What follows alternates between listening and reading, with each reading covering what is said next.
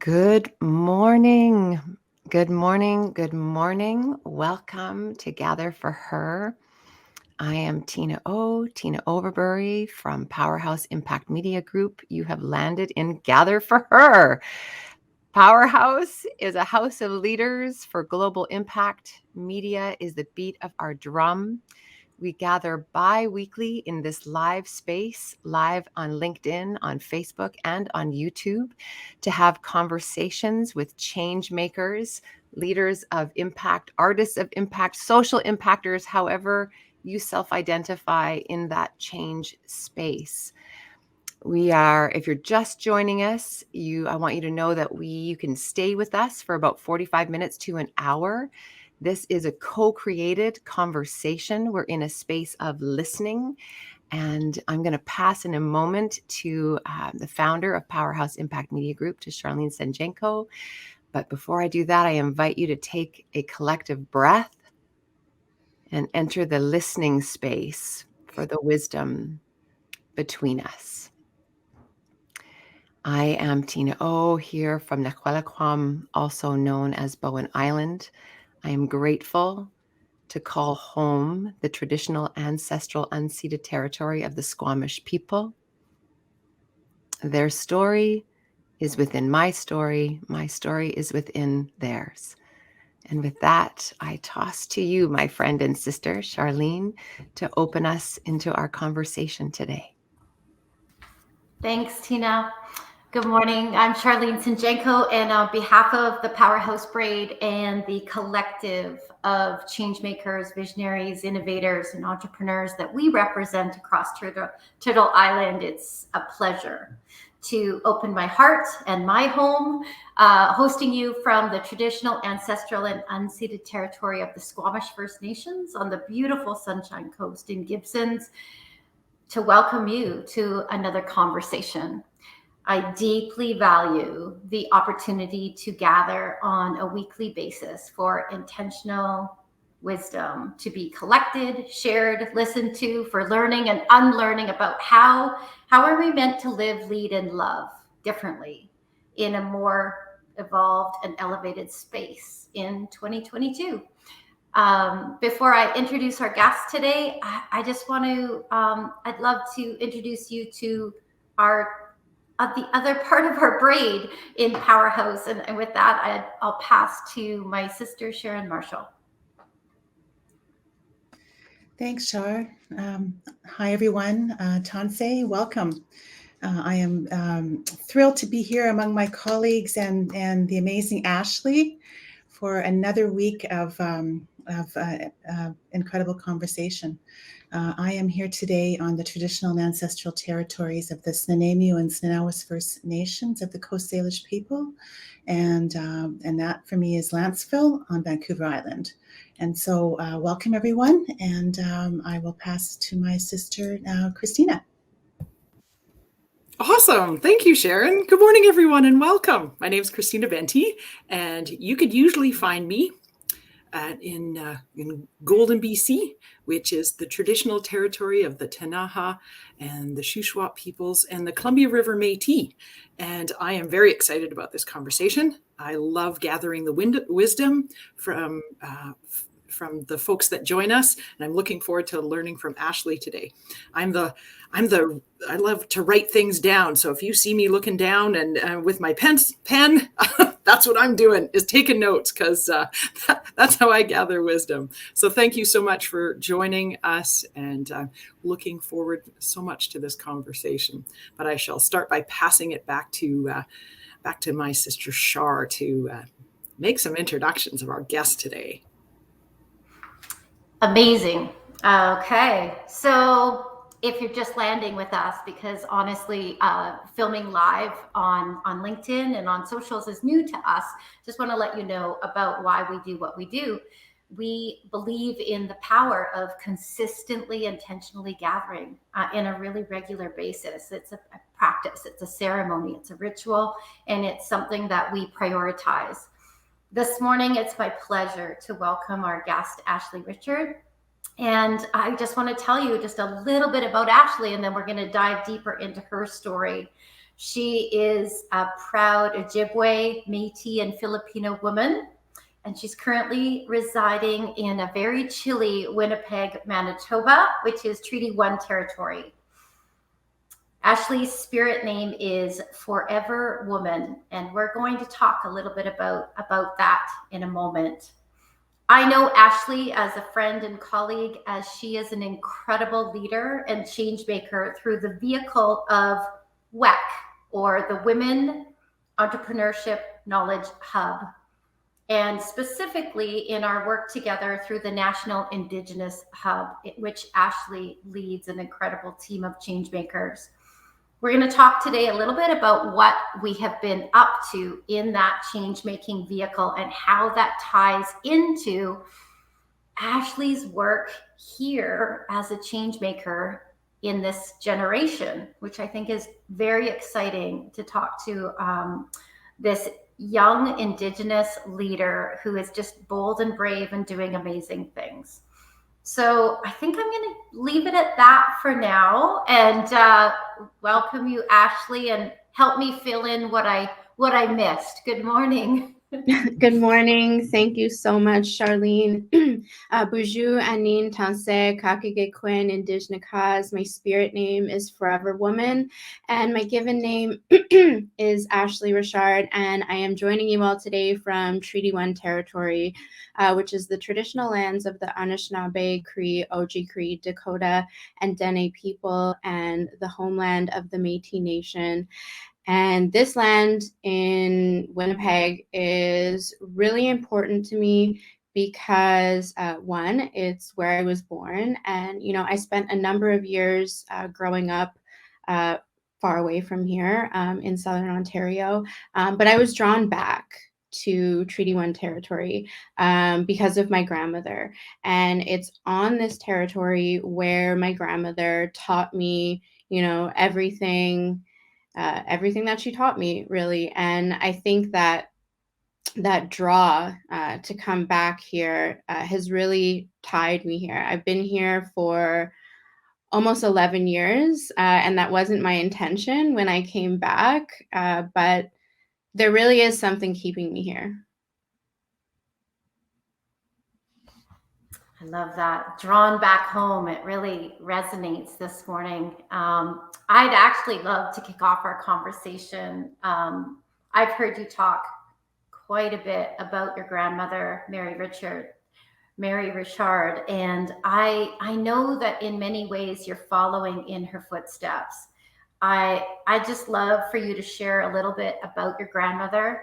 I want to welcome her presence into our conversation this morning. I really do believe our ancestors are here with us in these conversations, and I'd love for you to share a little bit more about her. Sure.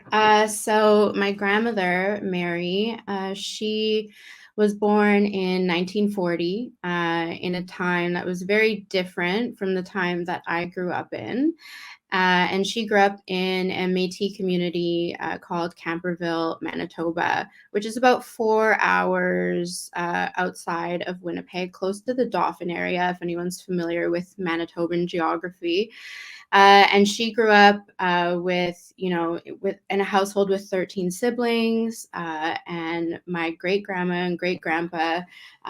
She had so many stories about them and what it was like growing up, ice fishing and berry picking, and really just living, a traditional lifestyle. And she did so many things throughout her life. I think the last project that she worked on, she founded the Circle of Life Thunderbird House at the corner of Higgins and Main. And the Thunderbird is the spirit of resiliency. And her reasoning for putting the Thunderbird House at that corner is because when you walk through Higgins and Main or drive through Higgins and Main, you can see, some of the effects of intergenerational trauma on the Indigenous community, especially the urban Indigenous community. And she really wanted to ensure that this, first of its kind spiritual center was located at that corner. So that building opened in the year 2000, and she was the first president and CEO. And the building is still there today if you drive by. If we rewind a couple decades before that, she was a hairdresser.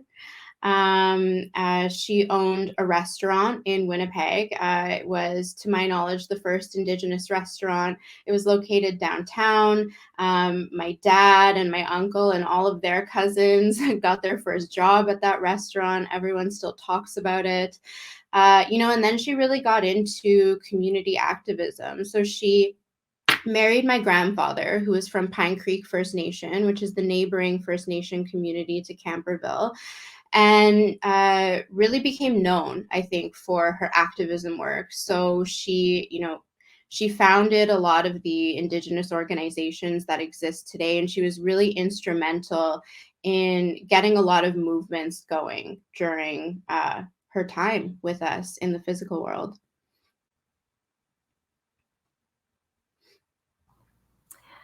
Well, I'm going to open it up to the braid, because this is a conversation where my head goes to, and I'm curious where you guys go to. But I'm just super curious if your grandmother was sitting with us at a kitchen table this morning, knowing the work that you're doing and the work we're doing collectively.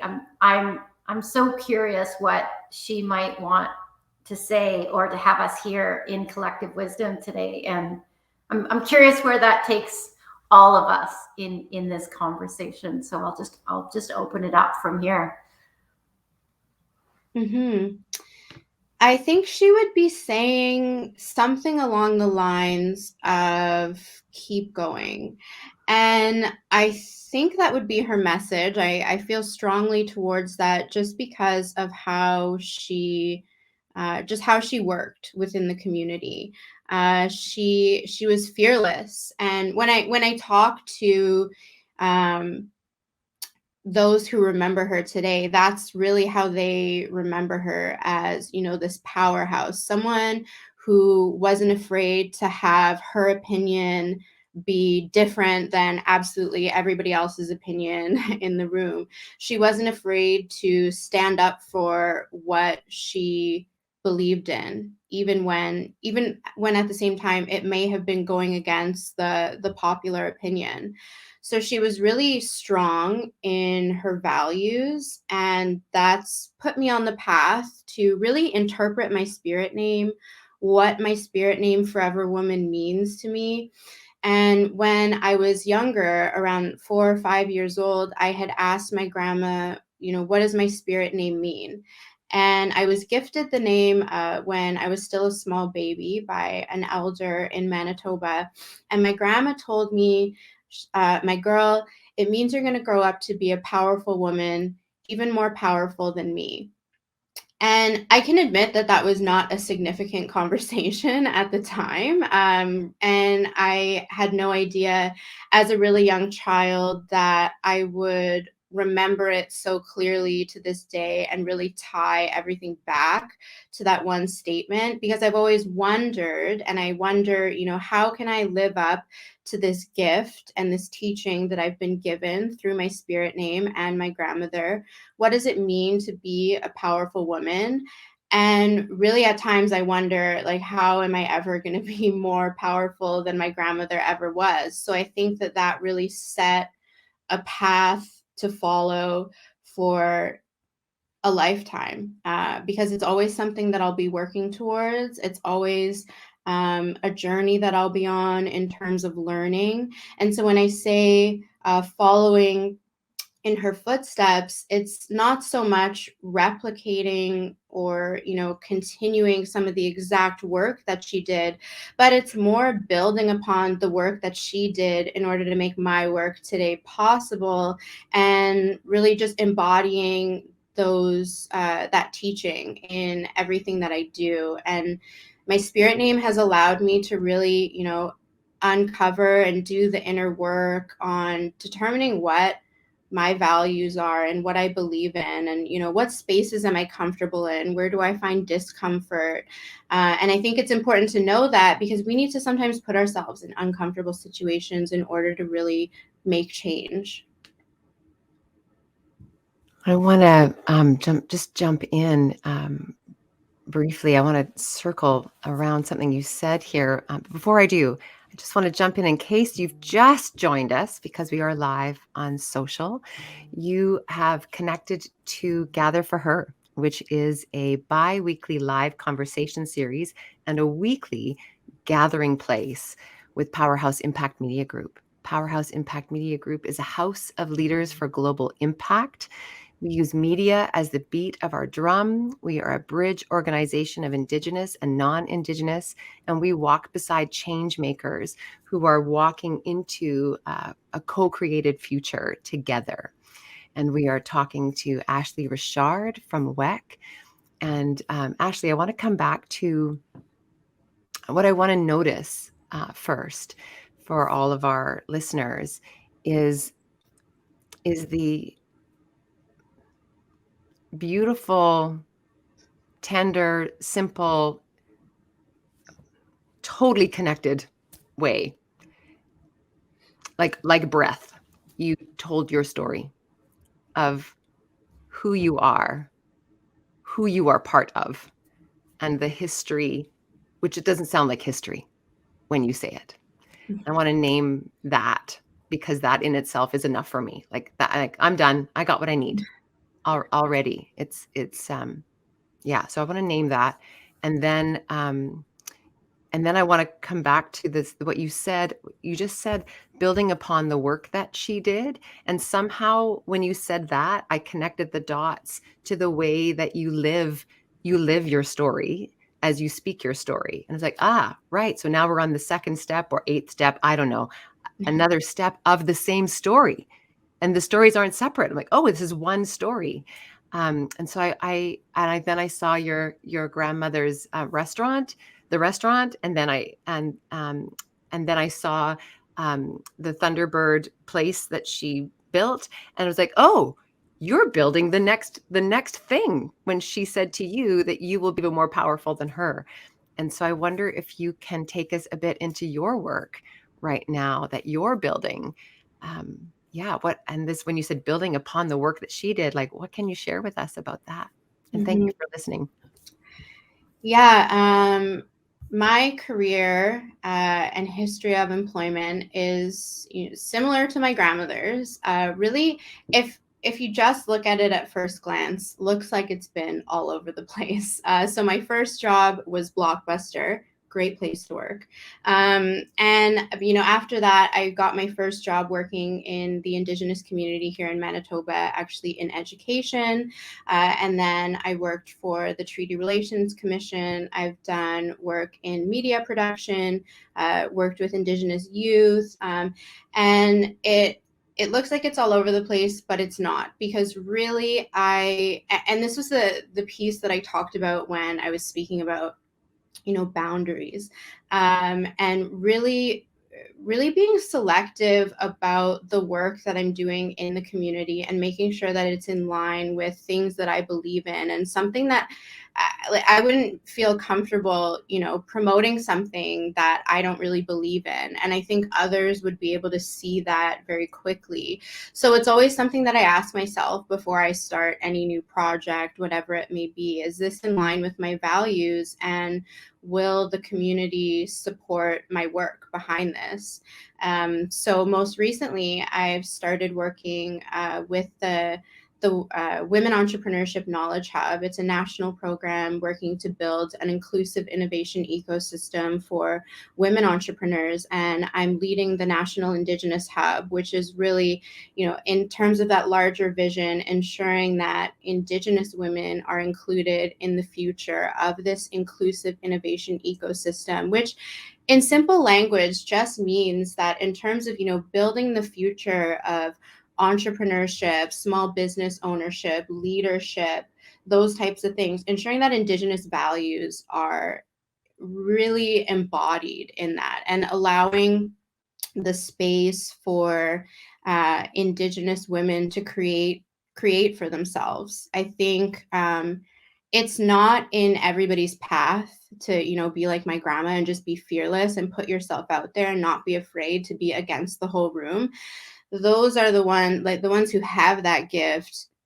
I think it's in, you know, gifts are meant to be shared, and you can share that gift by really creating that space. So that's really what I'm trying to do in the work right now in the entrepreneurial ecosystem.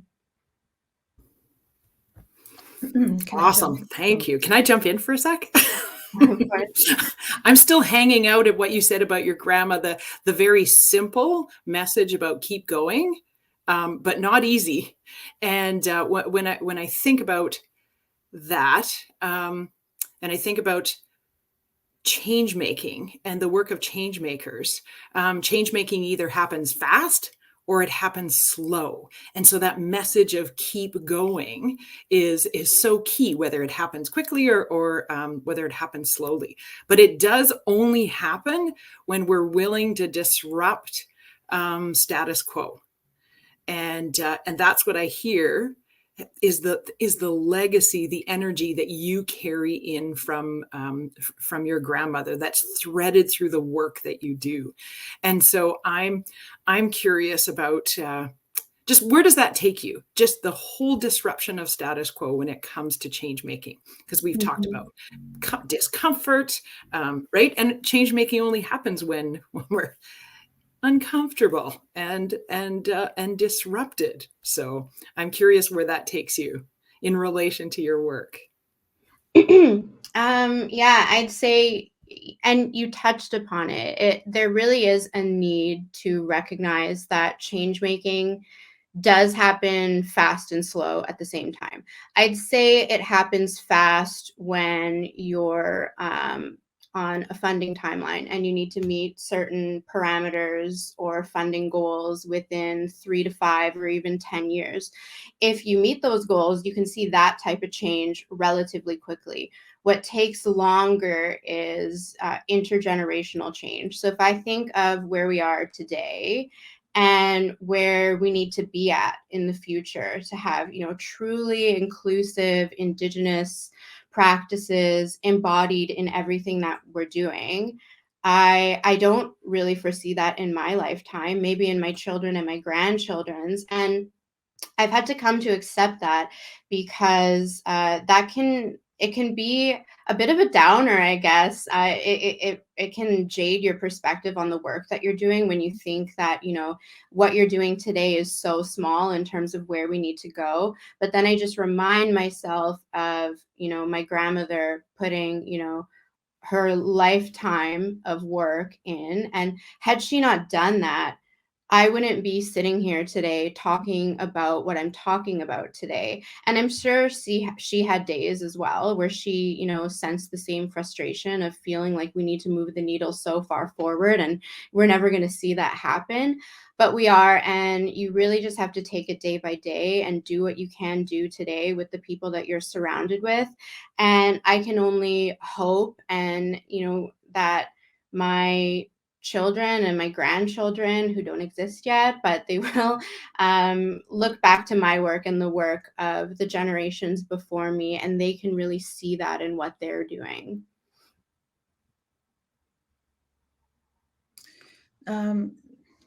Ashley, so your grandmother was quite the entrepreneur and activist.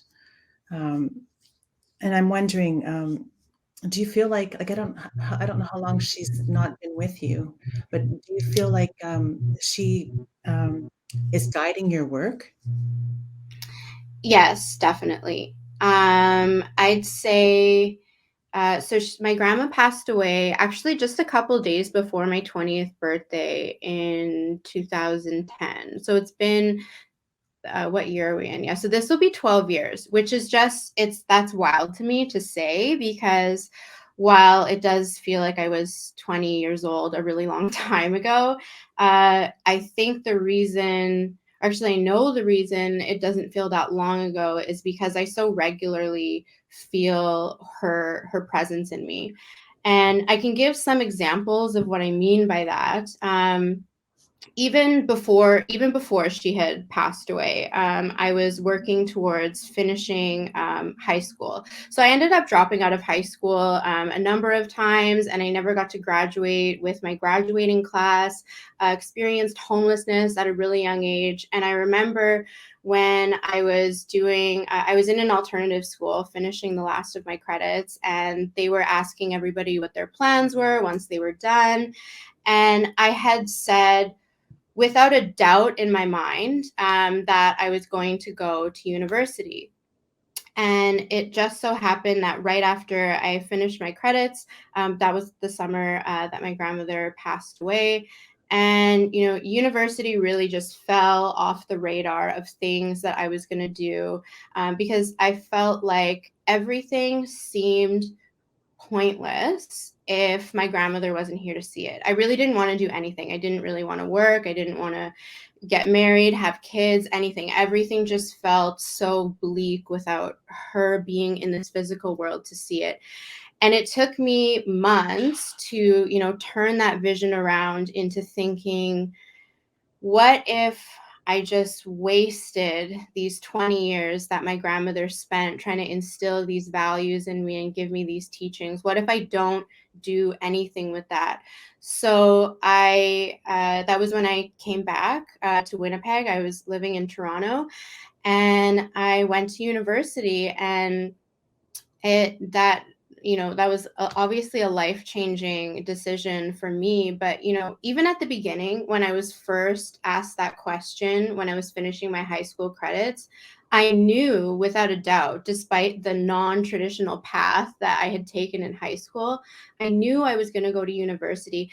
And those types of situations happen a lot, where I'll just say something and I know it's going to happen. Like when I said, when I was 25, I said I was going to do a master's degree within 5 years. Had no idea where, how I was going to pay for it, when I was really going to apply. But I just knew, and I said it, didn't think of it again. And then that's how it ended up playing out, without really a huge concerted effort on my part. And that's what I don't know. I don't know how I can just say things with such conviction and then it happens. And that's where I think her spirit really comes in, because I can't comprehend it or understand it. So that must be it. It's really the only explanation. Thank you for sharing that. I did have another question, but it looks like Tina has something related to this, so I'll wait. Is that okay? I wanted to just pick up on that. I'm sure we can all speak to it because we're all like lit up on that last one. But I will toss back to you, Sharon. I promise. So my devotion is to story, and for me, story isn't like, people have ideas what stories. To me, story is like the pulse of creation itself. And when I hear you ask, I don't know, not you don't say I don't know, but how does that? I give it to her. It comes from her. I think, yeah, of course it does. The story of you is the story of her, and so as I think we've spent a lot of time talking about affirmations. Meh, I go meh. Affirmations, meh. That's half the story, if half the story. What I hear is inside of you is you've just grabbed onto your story through her, and as you speak life into this time, that your story, it's of course it happens because it's already there. And that's where I go, and I don't need to be right about it, but that's where I go. And I want to pass over to you, Sharon, because you have you do this too. You're like, I'm getting my master's. I don't know how that's going to happen, but I'm going to do it. And so I just want to toss to you and anything that you can offer here. And thank you for giving me that space, Sharon. My pleasure. I really appreciate your response to that question. I had a feeling you were going to say that, but I just wanted to hear it from you, because we all at Powerhouse, we all believe in the power of our ancestors and their guidance, and so as you were telling your story, I was, I was very close with my mother's mother, my grandmother, and she passed away when I was 13. And I didn't have the guidance from her that you did, but it's still, your story still speaks to me. I did want to take this conversation in a little bit of a different way, but not really. Something you said earlier about the we won't be achieving what we want to be achieving in this lifetime. And because of your work with WEC and your work with Indigenous and non-Indigenous people, I wonder, I thought about this the other day, knowing that you were coming on here, and I just have to ask, what do you think is the biggest barrier to achieving reconciliation? I think really maybe there's sometimes a lack of understanding in the non-Indigenous community as to where reconciliation comes from and why it's needed. There's a huge gap in an understanding and acknowledgement of the truth behind truth and reconciliation. And I also see that there's at times a resistance to that truth. And when you start from that mentality, it really just creates a friction. I think it's a privilege of mine to be able to speak about truth and reconciliation from my perspective, having gone to university and learned about it from that lens and learned about colonization from that lens. I don't think every Indigenous person can speak to the history of colonization from that lens, but what they can speak to is their day-by-day lived experience, which is just another way of telling the same story, but it's not always heard in the same way.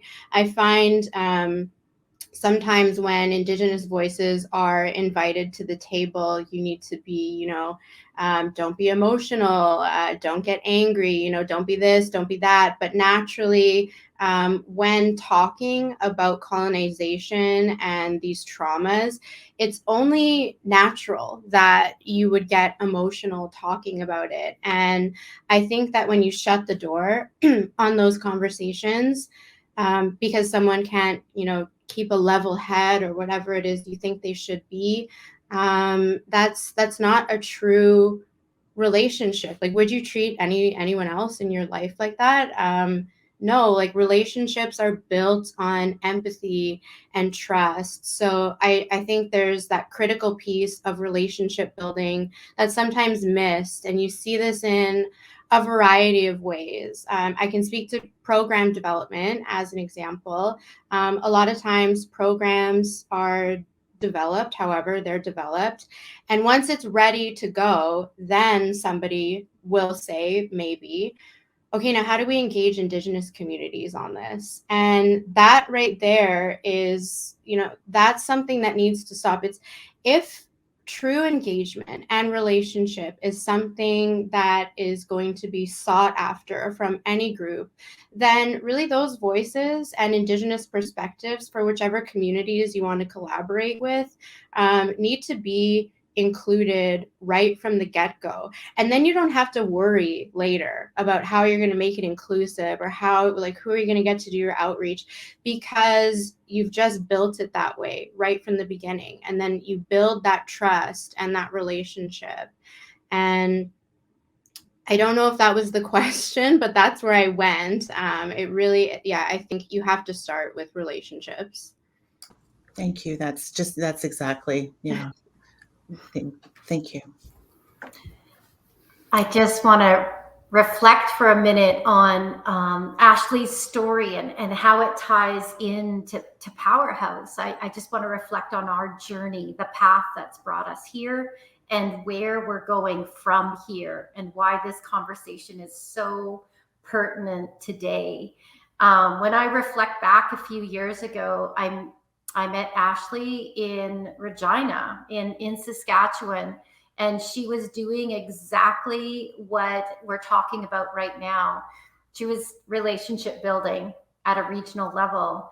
And we were both out, you hear it in business called outreach and community relations and, marketing in a new area. But honestly, you're on the ground and you're building relationships and friendships. You're earning trust.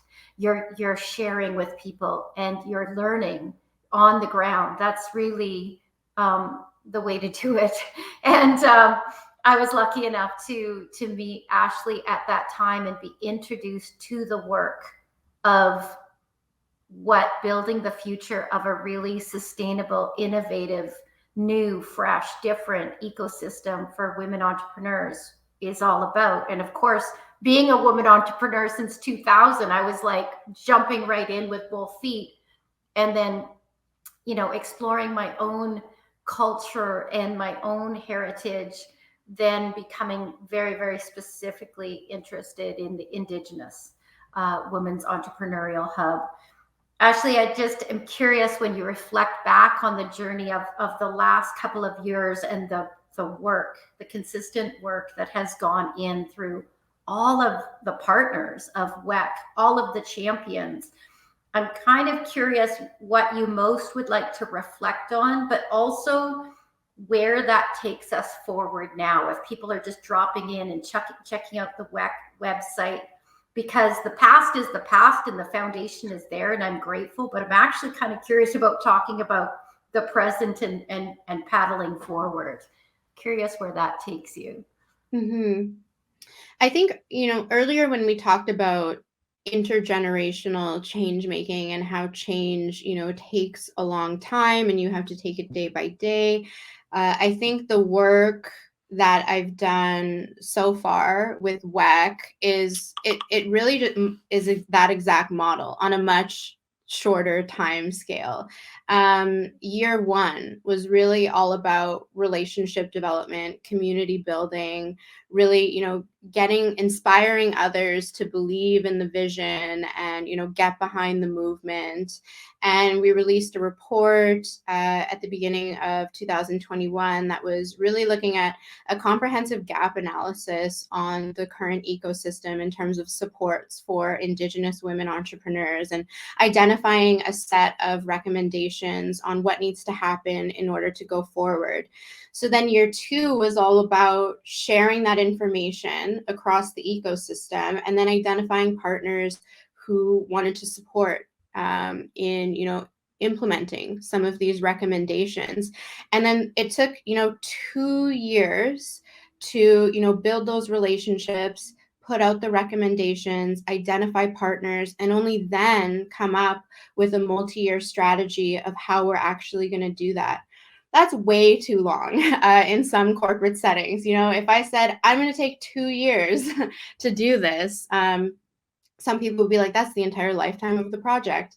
But I think I was able to, really build momentum behind where it is we're going in the future. And it's truly driven by a group of Indigenous women who are working in various sectors across the country, different organizations, like Charlene, you're one of them. And we're working with such, this amazing leadership who believe in the vision, who believe in, this way of being relational with one another in, a society where we've been put in situations where we're competing for dollars at, every turn we get to. And realizing that we're stronger as a collective movement in the work that we're doing. And I think these lessons in relationship building that we've learned and that we're building are, it's not just specific to the entrepreneurial or innovation ecosystem. These are really just Indigenous values that we have embodied in ourselves and we've embodied in these relationships. And it can be a model that could be used in any sector. I'm going to just drop into anyone who's just joining us. You have clicked into a conversation called Gather for Her, which is a bi-weekly co-created conversation series with changemakers through Powerhouse Impact Media Group. Powerhouse is a house of leaders for global impact. We use media as the beat of our drum. Today, we're talking to changemaker Ashley Richard from WEC and from so much more than the place where she works. There's a whole, we're deep in story right now. And I want to pass to you, Christina, because we just opened up the story of relationship around systems or efficiencies, and we were talking about 2 years of a relationship, but then have a strategic plan. And I just want to go to you because your systems work that's your baby. Anything you want to add there? Sure. I'm going to actually come back to what Ashley's grandma said, and that is keep going. Again, the simplicity of a message, and yet that's what actually matters is building. So when we talk about relationship building, when we talk about systemic change, when we talk about building ecosystems, we have to be in it for the long game. And there's a need, like a farmer, right, to have that organizational patience or community-wide patience or systemic patience to see plant the seeds and then not wait for the harvest, but continue to cultivate and nourish what needs to be nourished so that we can harvest that larger systemic change. And I think, when I think about all the threads of the things that you've said, we're talking about whole leadership, right? We're coming back to the head and the heart, and connecting the head and the heart, and bringing our whole selves and welcoming our whole selves into the relationships, so that we can build relationships for lasting, meaningful change, right? If change making is just going to be at the surface level, it's never going to take hold, and it's never going to root down in a deep and meaningful way. And so part of our work, and there's the part of our challenge is really that both the patience to wait for and providing the nourishment to wait, while having a spirit of expectation that things are going to change. And I'm going to come back to keep going. So that's what I'm chewing on right now. And so Ashley, I'm curious about how that in your work, how do you continue to connect your knowing to your work so that you don't lose faith, that you don't lose the energy and the momentum, so that message of keep going that you don't feel despair? Mm-hmm. Yeah, there's definitely times when working with the non-Indigenous community where it can be frustrating, I guess, for lack of a better word, or disheartening. And I'm just lucky to have the support of the Indigenous community, and everyone that I work with, to fall back on, people who understand, especially other Indigenous women who are working, within non-Indigenous organizations, or, building relationships with non-Indigenous organizations. That's challenging work at times. And it really takes a lot of empathy. And I think, non-Indigenous communities are just as deserving of empathy as we are. So it really takes a lot of thinking, to myself, okay, where is this person coming from? What's the mindset they've come into this relationship with? Why did they say what they just said? In being in that role allows myself and other change makers to really be a conduit between the community, industry, and other change makers. And I said this earlier, that's not a comfortable space that everyone wants to be in, and it's not the space that everyone has to be in.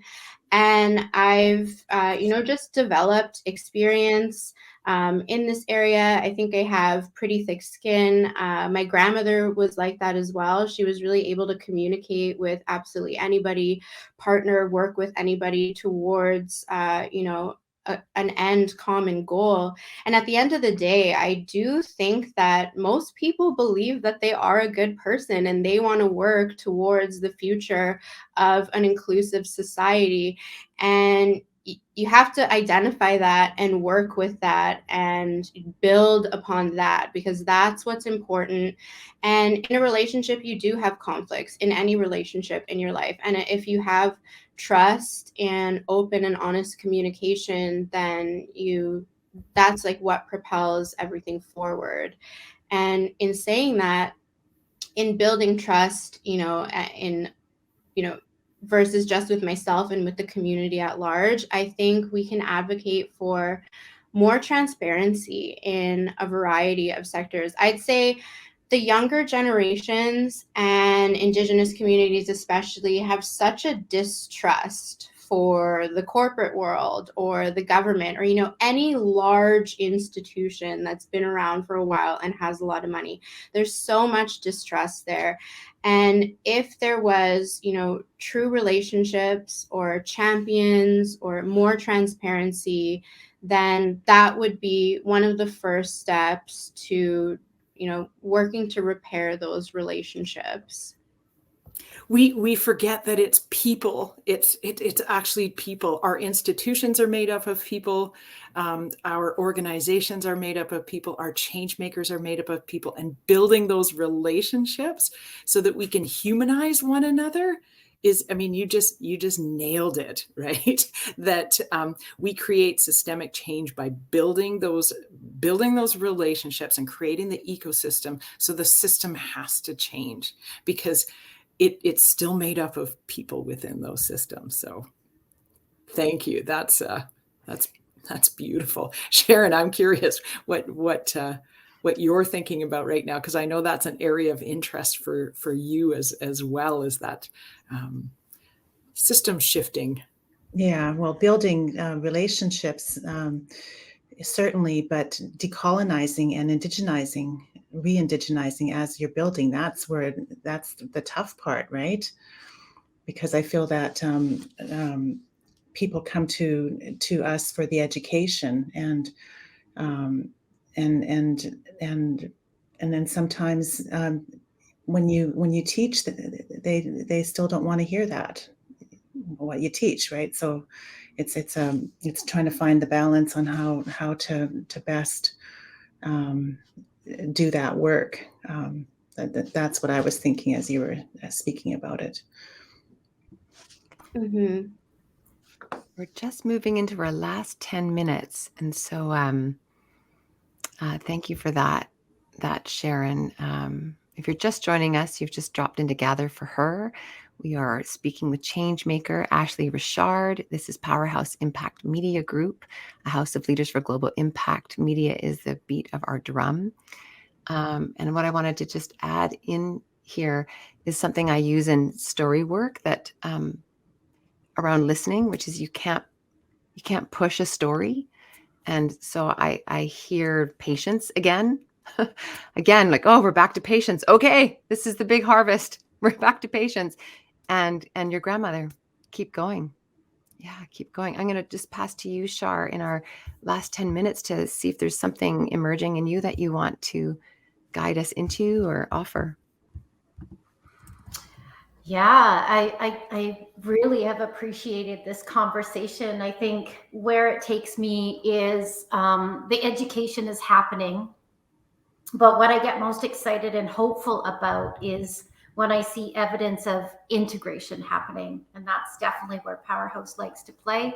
And it's a lot of conversations that we've had with the hub conversations in this leadership, like what are the best practices that we've seen that we can actually point to. And for me, It's as simple as when I can see evidence of an organization of people, leaders, decision makers, prioritizing the importance of this work. So if you call it and name it a priority, it is a priority.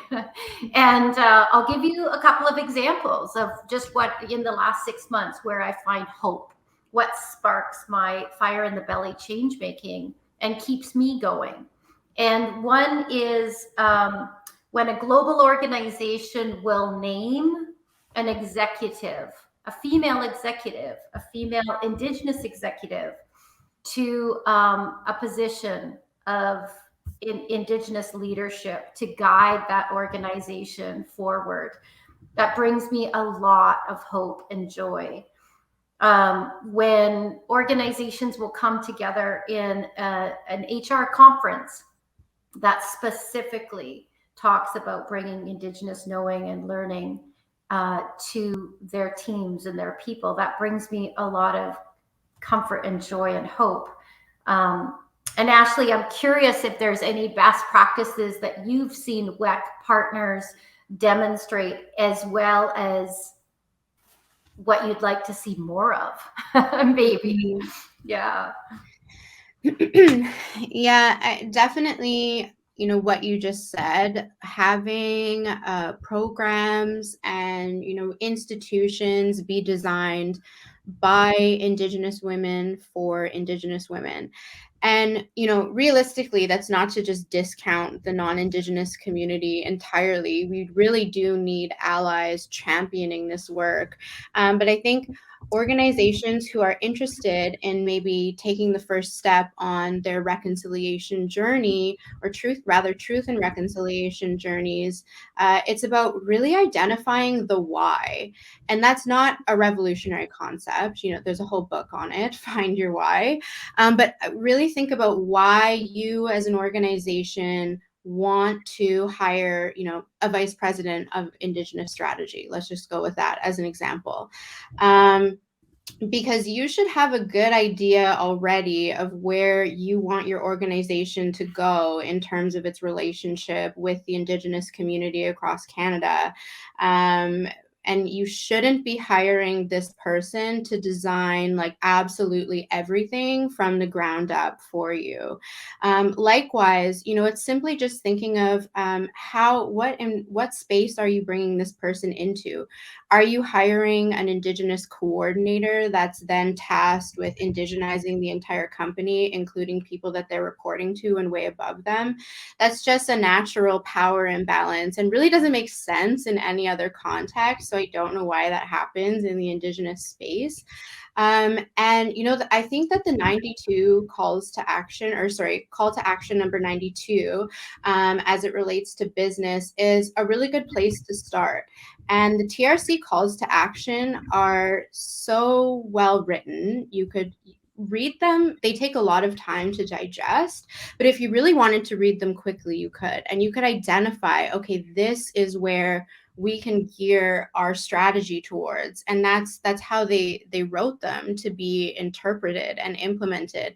And similarly with the WEC report, which was on a much, much smaller scale, but we wanted our recommendations to be read in that same light so that you could read these recommendations and, see easy connections that you could make within your organization that are maybe already existing that you can enhance or make changes to, like appointing Indigenous women to your board of directors, or just making sure that there's space in your company for policies that are flexible and reflective of the needs of Indigenous women, like childcare or relationships with elders in the community, a space for ceremony. And I don't mean physical space. I just mean the space to allow Indigenous women or Indigenous community to partake in ceremonies with their own community. And this work is challenging, and I think that's why it takes a lot of effort and not everybody's doing it. But there are early wins that you can identify to make long and lasting impactful change.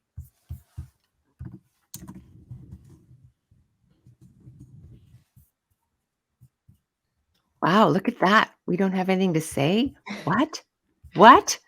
I just realized I was typing with my mic on. How obnoxious is that? It's like tick, tick, tick, tick, tick, tick, bark, bark, bark, bark, bark. My apologies for those of you. You gave us a lot of practices, Ashley. We're moving into our last 3 minutes, and so I actually don't want to add any more. I think it's all here. It's all here for us. I'm just going to look at Shar and go, am I on the right track here? Yeah. Okay. Now, Christina, you did have a burning question, so I do want to toss to you in case there's something still inside you that wants to be on voice. Anything there? Yeah, because I know next Wednesday at this time we are going to be gathering together in a wisdom circle to unpack this conversation, and so I want to leave everyone who's listening either now or later, to first of all remind you that you're welcome, and also give you a question to chew on. We have talked a lot about relationships across traditions. We've talked about relationships across sectors, across change-making initiatives, and across generations. And the first and foremost relationship is with ourselves. Right? So it's an inside job and an outside job, and it happens concurrently. And so that, one of the things that you said, Ashley, I just want to leave everybody with this, a question to chew on. We every second week we talk to these amazing change makers, and what I want for people who are listening is to see themselves in that seat, see themselves in the change-making seat. And when you talked about the burning yes in your body, right? That you just, I'm going to get my master's. I'm actually going to embody what my grandma said. I'm going to live into my name, right? That somewhere you felt that in your body. You didn't just think it in your head. You actually felt it in your body. You had a sensory experience. And so what I want to leave folks with today is think about, when did you have not just a thought in your head, but you actually had that burning so that you're choked up by it. Like it chokes you up, and you can hardly speak about it because it's like, that's where your burning yes lives. That's your why. And the how, you talked about this, Ashley. How's going to figure itself out, right? But where's your why? And I want everyone to think about, when are those moments, and connect the dots. You had several of those and you talked about them, Ashley. But we've all have those several moments in our lives where that burning what and why lives in us. So if you're scared of the how, just let that go. It'll figure itself out. Know when you have that burning in you, that one that chokes you up. So thank you so much, Ashley. This has been a very rich and meaningful conversation. So that's the question I want to leave for everybody to chew on. Thank you, Christina. Go ahead, Ashley, and then anything you want to offer as we close, and then I'll invite people to our wisdom circle. Is there anything in there? Yeah, I just want to thank you for inviting me today and just allowing the space for this conversation. I could talk all day about my grandma. So it's really been beautiful to start my morning and my day off this way with all of you and anyone who's listening. So it means a lot to share my story and have others listen and in turn share their own stories. Thank you, Ashley. You have been with us, our listeners, you've been with us today. This is Gather for Her, a bi-weekly live conversation series with change makers from Powerhouse Impact Media Group. We are also a weekly gathering place for change makers. And with that, I want to invite you, if you've been in on this conversation or haven't been in on this conversation, but you can sort of feel it coming out of your computer. You're like, what is happening over there? I need some of that. If you feel like if you feel like you're on the bridge and you don't know what to do between the world of Indigenous, non-Indigenous, reconciliation, conversations, relationship, but you have a feeling that there's something, but you don't know how or what, come over to the Wisdom Circle next week, where we will be unpacking these conversations and learning from each other and keeping our hearts soft and our minds open and our hands out. This is Gather for Her. We've been listening to Ashley Richard from WEC, the Women's Entrepreneurship Knowledge Hub. I've just put up the link for powerhouse.com Gather for Her registration, so you can join us in a private Zoom where we unpack this conversation together and learn from each other. We can't wait to be with you. We'll see you again in 2 weeks live and next week in our Wisdom Circle. Thank you for joining us on Gather for Her.